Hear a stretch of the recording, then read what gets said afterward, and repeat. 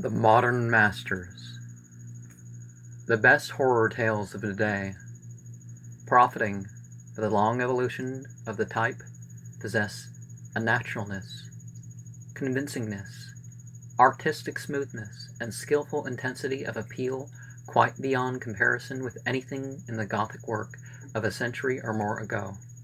Technique, craftsmanship, experience, and psychological knowledge have advanced tremendously with the passing years, so that much of the older work seems naive and artificial, redeemed when redeemed at all, only by a genius which conquers heavy limitations.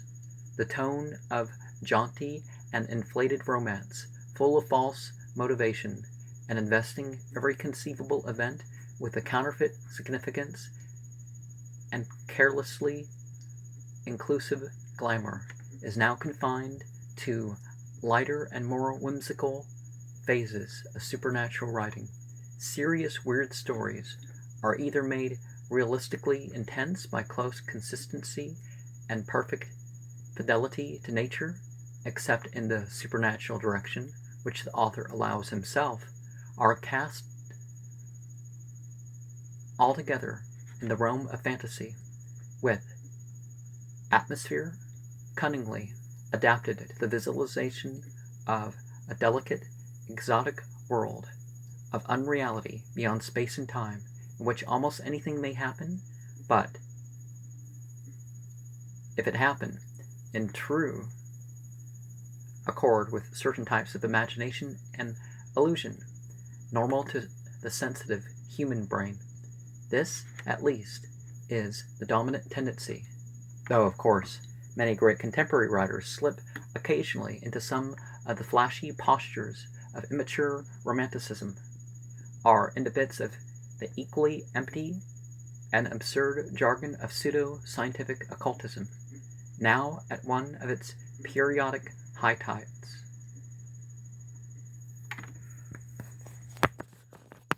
Of living creatures, of living creators of cosmic fear, raised to its most artistic pitch, few, if any, can hope to equal the versatile Arthur Machen, author of some dozen tales, long and short, in which the elements of hidden horror and brooding fright attained an almost incomparable substance and realistic acuteness.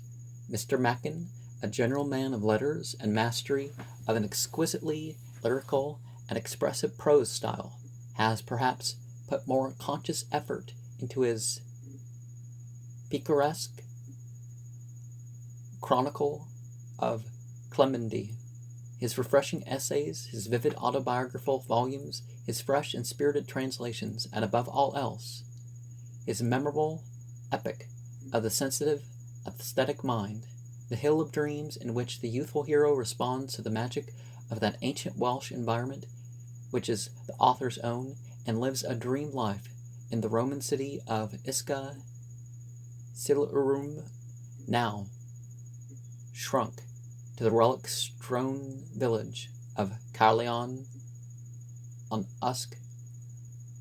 But the fact remains that his powerful horror material of the 90s and earlier 1900s stands alone in its class and marks a distinct epoch in the history of this literary form. Mr. Machen, with an impressionable Celtic heritage, linked to keen, youthful memories of the wild domed hills, archaic forests, and cryptical Roman ruins of the Gwent countryside, has developed an imaginative life of rare beauty, intensity, and historic background. He has absorbed the medieval mystery of dark woods and ancient customs, and is a champion of the Middle Ages in all things, including the Catholic faith. He has yielded likewise to the spell of the Britanno-Roman life, which once surged over his native region. He finds strange magic in the fortified camps, tessellated pavements, fragments of statues, and kindred things which tell of the day when classicism reigned, and Latin was the language of the country.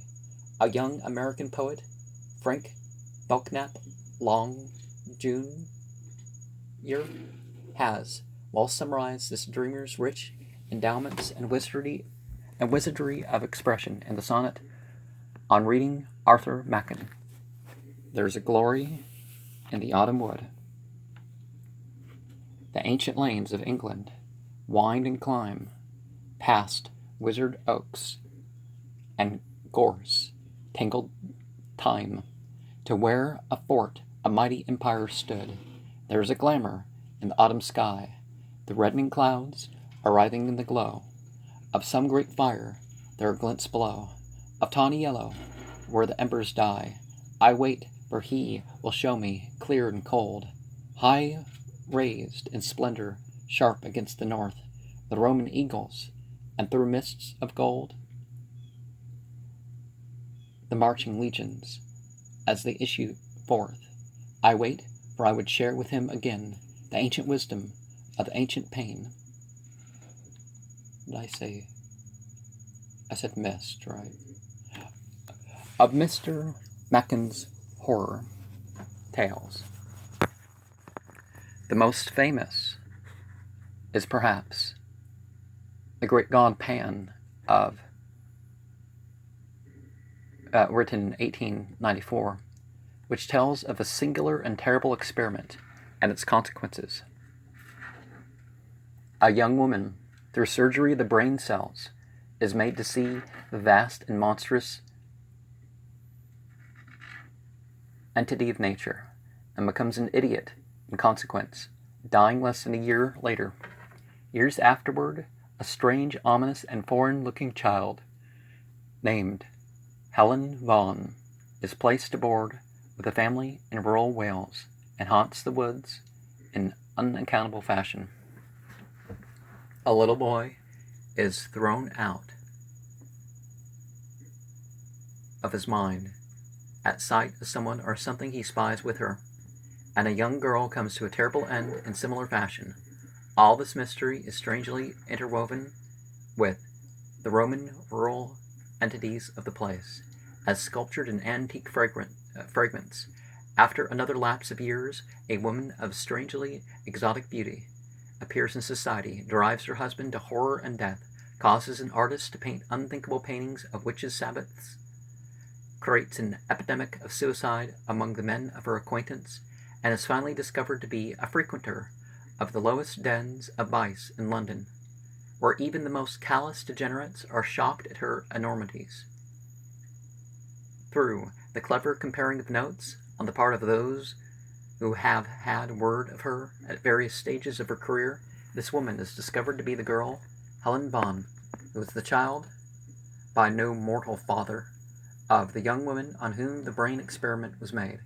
She is a daughter of hideous Pan himself, and at the last is put to death amidst horrible transmutations of form, involving changes of sex and a descent to the most primal manifestations of the life principle.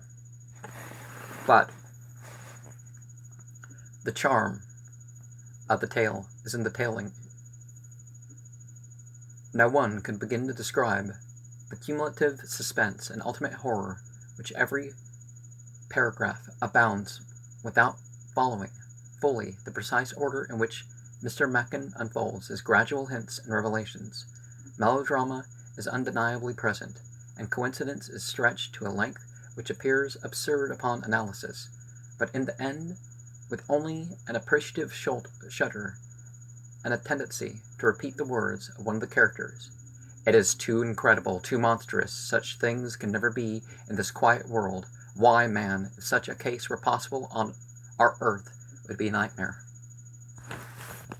Less famous and less complex in plot than the great god Pan, but definitely finer in atmosphere and general artistic value, is the curious and dimly disquieting chronicle called The White People, whose central portion purports to be the diary or notes of a little girl whose nurse has introduced her the sum of the forbidden magic and soul-blasting traditions of the noxious witch cult. The cult whose whispered lore was handed down long lines of peasantry throughout Western Europe, and whose members sometimes stole forth at night, one by one, to meet in black woods and lonely places for the revolting orgies of the witches' Sabbath. Mr. Macken's narrative, a triumph of skillful selectiveness and restraint, accumulates enormous power as it flows on in a stream of innocent, childish prattle, introducing allusions to strange nymphs, dolls, vulas, white, green, and scarlet ceremonies, Aklo letters, Chian language, Ma'o games, and the like. The rites learned by the nurse from which her witch grandmother are taught to the child by the time she's 3 years old, and her artless accounts of the dangerous secret revelations possessing a lurking terror generously mixed with pathos. Evil charms, well known to anthropologists, are described with juvenile naivete. And finally, there comes a winter afternoon journey into the old Welsh hills, performed under an imaginative spell which leads to the wild scenery and added weirdness, strangeness, and suggestion of grotesque sentience. The details of this journey are given with marvelous vividness and form to the keen critic a masterpiece of fantastic writing with almost unlimited power and the imitation of potent hideousness and cosmic aberration. At length, the child, whose age is then 13, comes upon a cryptic and banefully beautiful thing in the midst of a dark and inaccessible wood. She flees in awe, but is permanently altered and repeatedly visits the wood. In the end, horror overtakes her in a manner deftly prefigured by an antidote in the prologue, but she poisons herself in time. Like the mother of Helen Bonn in The Great God Pan, she has seen that frightful deity. She is discovered dead in the dark wood beside the cryptic thing she found, and that thing, a whitely luminous statue of Roman workmanship about which medieval rumors had clustered, is frightfully hammered into the dust by the searchers. If we're so attached to this world and make a god out of it, and it disappoints us, yeah, that can lead to suicide. In the episodic novel of the three impostors, a worker's merit as a whole is somewhat marred by an imitation of the jaunty Stevenson manner. Occur certain tales which perhaps represent the high watermark of the Macken's skill as a terror weaver. Here we find, in its most artistic form, a favorite weird conception of the author's: the notion that beneath the mounds and rocks of the wild Welsh hills dwell subterraneously that squat primitive race whose vestiges gave rise to our common folk legends of fairies, elves, and the little people, and whose acts, even now, are responsible for certain unexplained disappearances and occasional substitutions of strange dark changelings for normal infants. This theme receives its final treatment in the episode entitled The Novel of the Black Seal, where a professor, having discovered a singular identity between certain characters scrawled on Welsh limestone rocks and those existing in a prehistoric black seal from Babylon, sets out on a course of discovery which leads him to unknown and terrible things. A queer passage in the ancient geographer Solinus, a series of mysterious disappearances in the lonely reaches of Wales, a strange idiot son born to a rural mother, after a fright in which her inmost faculties were shaken. All these things suggest to the professor a hideous connexion and a condition revolting to any friend and respecter of the human race. He hires the idiot boy, who jabbers strangely at times, in a repulsive hissing voice, and is subject to odd epileptic seizures. Epileptic seizure. What's wrong with it? Odd epileptic seizures.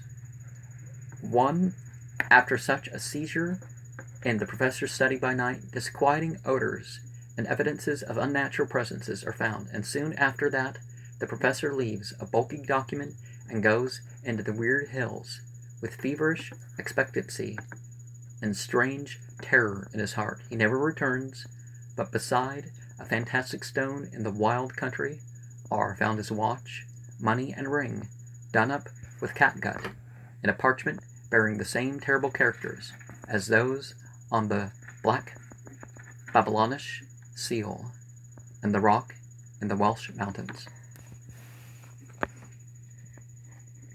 The bulky document explains enough to bring up the most hideous vistas. Professor Gregg, from the massed evidence presented by the Welsh disappearances, the rock inscription, the accounts of ancient geographers, and the black seal, has decided that a frightful race of dark primal beings of immemorial antiquity and wide former diffusion still dwells beneath the hills of unfrequented Wales.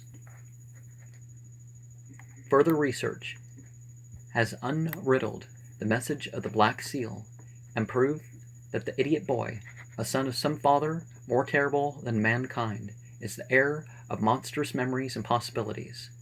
That strange night, in the study, the professor invoked the awful transmutation of the hills by the aid of the black seal, and aroused in the hybrid idiot the horrors of his shocking paternity.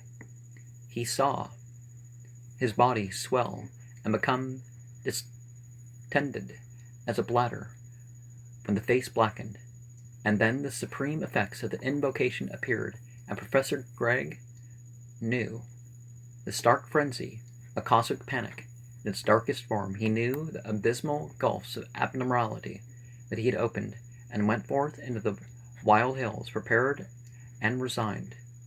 He would meet the unthinkable little people, and his document ends with the rational observation: if I unhappily do not return from my journey, there is no need to conjure up here a picture of the awfulness of my fate.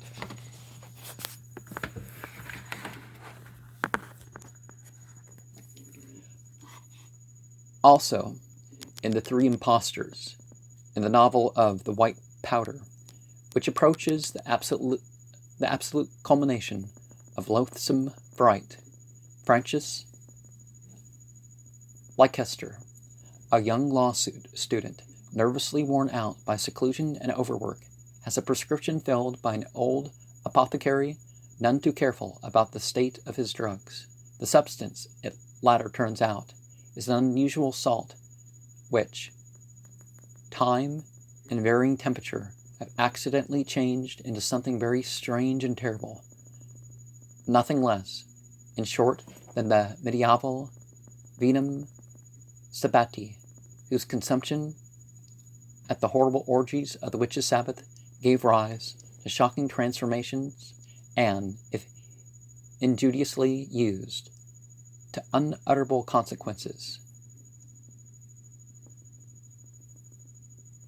Well, temperature change or not, was he doing math or something?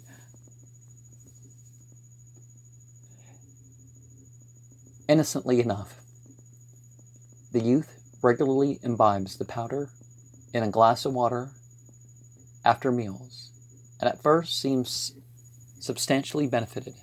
Gradually, however, his improved spirits take the form of dissipation. He is absent from home a great deal and appears to have undergone a repellent psychological change. One day, An odd livid spot appears on his right hand, and he afterward returns to his seclusion, finally keeping himself shut within his room and admitting none of the household. The doctor calls for an interview and departs in a palsy of horror, saying that he can do no more in that house. 2 weeks later, the patient's sister, walking outside, sees a monstrous thing at the sick room window, and servants report that food left at the locked door is no longer touched. Summons at the door bring only a sound of shuffling and a demand in a thick, gurgling voice to be let alone. At last, an awful happening is reported by a shuddering housemaid. The ceiling of the room below Leicester's is stained with a hideous black fluid, and a pool of viscid abomination has dripped to the bed beneath. Dr. Haberden, now persuaded to return to the house, breaks down the young man's door and strikes again and again with an iron bar at the blasphemous, semi-living thing he finds there. In real life, of course, we suspect that the doctor was taking the medicine too. It is a dark and putrid mass, seething with corruption and hideous rottenness, neither liquid nor solid, but melting and changing. Burning points like eyes shine out of its midst, and, before it is dispatched, it tries to lift what might have been an arm. Soon afterward, the physician, unable to endure the memory of what he has beheld, dies at sea, while bound for new life in America. Mr. Mackin returns to the demoniac little people in the red hand and the shining pyramid, and in the terror, a wartime story. He treats with very potent mystery the effect of man's modern repudiation of spirituality on the beasts of the world, which are thus led to question his supremacy and to unite for his extermination of utmost delicacy. And passing from mere horror into true mysticism is The Great Return, a story of the Grail, also a product of the war period. Too well known to need description here is the tale of the bowman, which, taken for authentic narration, gave rise to the widespread legend of the Angels of Mons, ghosts of the old English archers of Crecy and Agincourt, who fought in 1914 beside the hard-pressed ranks of England's glorious old contemptibles. Less intense than Mr. Mackin in delineating the extremes of stark fear, yet infinitely more closely wedded to the idea of an unreal world constantly pressing upon ours, is inspired and prolific Algernon Blackwood, amidst whose voluminous and uneven work may be found some of the finest spectral literature of this or any age. Of the quality of Mr. Blackwood's genius there can be no dispute, for no one has ever approached the skill, seriousness, and minute fidelity with which he records the overtones of strangeness in ordinary things and experiences, or the preternatural insight with which he builds up detail by detail the complete sensations and perceptions leading from reality into supernormal life or vision. With notable commands of the poetic witchery of mere words, he is the one absolute and unquestioned master of weird atmosphere, and can evoke what amounts to almost a story from a simple fragment of humorous psychological description. Above all others, he understands how fully some sensitive minds dwell forever on the borderland of dream, and how relatively slight is the distinction betwixt those images formed of actual objects and those excited by the play of the imagination. Mr. Blackwood's lesser work is marred by several defects, such as ethical didacticism, occasional insipid whimsicality, the flatness of benign supernaturalism, and a too free use of the trade jargon of modern occultism. Well, perhaps that makes it a lot more understandable to those who are into alternative religion. But through fiction, authors convey their message. They sneak in sometimes magical secrets, but I mean, fiction you can't really rely on. Oh, I read it in a fictional book by an occultist. Well, that doesn't mean that he's really conveying of a true tradition, representing something maybe.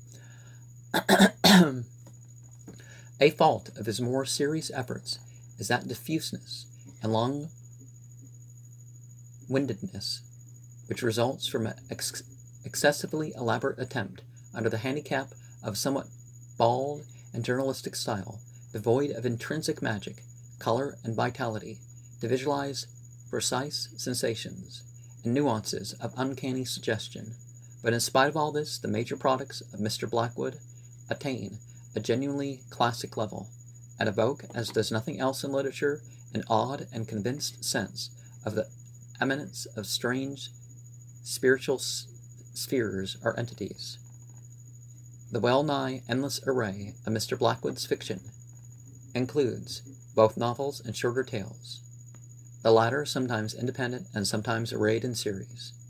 Foremost of all must be reckoned The Willows, in which the nameless presences on the desolate Danube island are horribly felt and recognized by a pair of idle voyagers. Here art and restraint in narrative reach their very highest development, and an impression of lasting poignancy is produced without a single strained passage or a single false note. Another amazingly potent, though less artistically finished tale is The Wendigo, where we are confronted by horrible evidences of a vast forest phenomenon, about which northern woods lumbermen whisper at evening.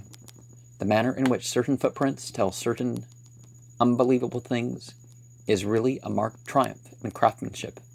In an episode in a lodging house, we behold frightful presences summoned out of black space by a sorcerer, and the listener tells of the awful psychic residuum creeping about in an old house where a leopard died. In the volume titled Incredible Adventures occur some of the finest tales which the author has yet produced, leading the fancy to wild rites on nocturnal hills, to secret and terrible aspects lurking behind stolid scenes, and to unimaginable vaults of mystery below the sands and pyramids of Egypt, all with a serious finesse and delicacy that convince where a cruder or lighter treatment would merely amuse. Some of these accounts are hardly stories at all, but rather studies in elusive impressions and half-remembered snatches of dream. Plot is everywhere negligible, and atmosphere reigns untrammeled.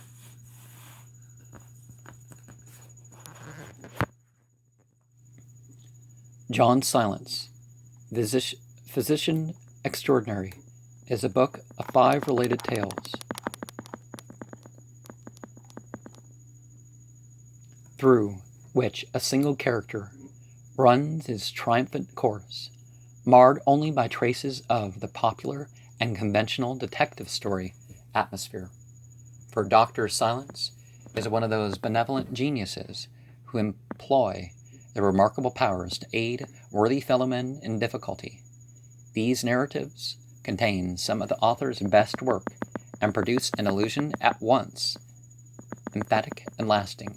The opening tale, A Psychical Invasion, relates what befell a sensitive author in a house once the scene of dark deeds, and how a legion of fiends was exorcised.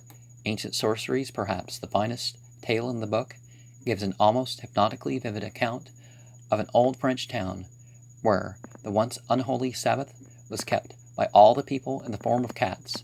In the nemesis of fire, a hideous elemental is evoked by new spilt blood, whilst secret worship tells of a German school where Satanism is held sway, and where long afterward an evil aura remained. The Camp of the Dog is a werewolf tale, but is weakened by moralization and professional occultism. Too subtle, perhaps, for definite classification as horror tales, yet possibly more artistic in an absolute sense, are such delicate fantasies as Jimbo or the Centaur.